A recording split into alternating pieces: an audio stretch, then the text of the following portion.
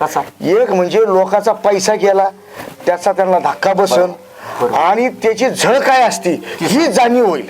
आणि दुसरी गोष्ट ते पैसे परत मिळाले की मग ते कानाला खडा लावतील की आता कोणाला OTP देणे नाही.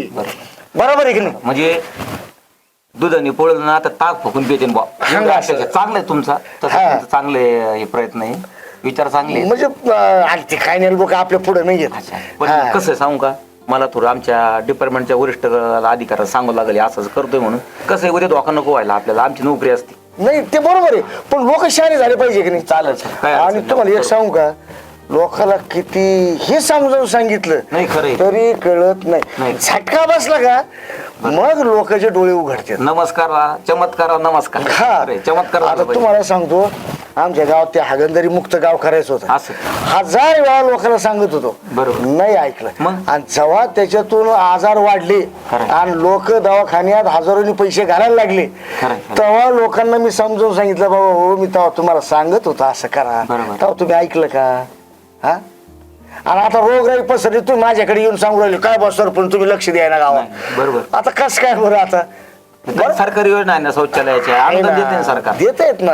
त्याच्यात कसं तुमच्यासारखा सरपंच असताना चांगला गावाचं भलं करणारा तर गावाचं खरं चांगलंच होतंय. बरं तुम्हाला सांगू भाऊराव आपला कार्यकाल आहे 5 वर्षाचा. बरोबर.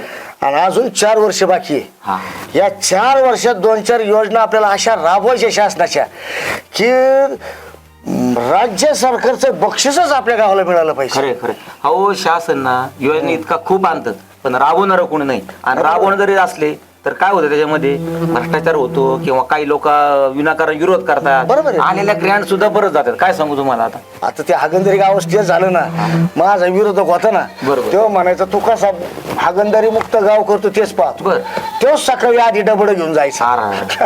जेव्हा घरातले दवाखान्यात गेले ना तेव्हा पाया पाडायला लागला. बरोबर. नाही ते सायबर सिक्युरिटीचं झालं पाहिजे भाऊ.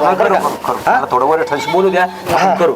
आणि मग संध्याकाळी फोन करू तुम्हाला. चालेल सर काय अडचण. संध्याकाळी 7च्या टायमाला मी फोन करतो तुम्हाला.